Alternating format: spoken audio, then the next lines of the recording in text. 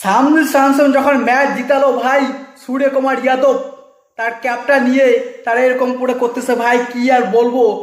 আগের কথাটা মনে আছে সূর্যকুমার যাদবের, কি বলেছে মিডিয়া কনফারেন্সে, কি বলেছে এই সূর্যকুমার যাদব সামজু স্যামসংকে নিয়ে।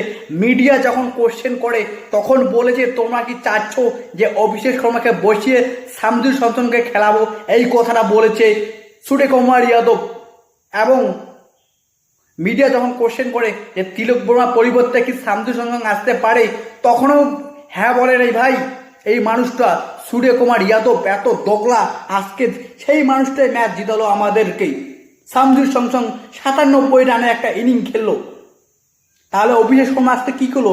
পেশার ম্যাচে কিছুই করতে পারলো না। একটা মানুষ শুধু 97 রান করেছে, বাকি মানুষগুলো 27 রানের উপর দিয়ে বেশি কেউ করতে পারে নাই। এবং এক ঐতিহাসিক রান চেস করলো আমাদের সামজু।